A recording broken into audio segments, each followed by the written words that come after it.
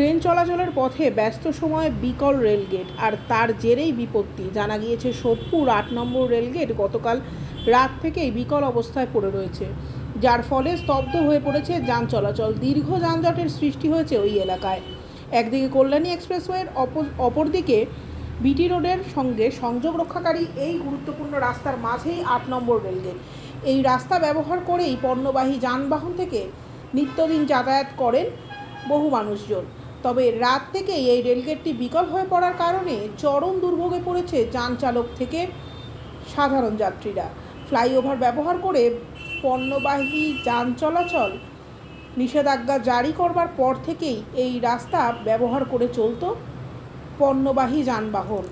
তবে তারই মাঝে এভাবে গেট বিকল হয়ে পড়ার কারণে দাঁড়িয়ে পড়েছে ট্রাকগুলি। চরম যানজটের সৃষ্টি হয় এতেই। অফিস যাত্রী থেকে স্কুল পড়ুয়াদের মধ্যে চরম হয়রানির শিকার হতে হচ্ছে প্রত্যেককেই। যদিও এর কারণে ট্রেন চলাচলে তেমনভাবে প্রভাব না পড়লেও রেলের তরফ থেকে যুদ্ধকালীন পরিস্থিতিতে গেট মেরামতির কাজ চলছে। তবে এখনও পরিস্থিতি স্বাভাবিক হয়নি বলেই জানা গিয়েছে। তার ফলে রাস্তা জুড়ে দাঁড়িয়ে রয়েছে সারি সারি পণ্যবাহী ট্রাক।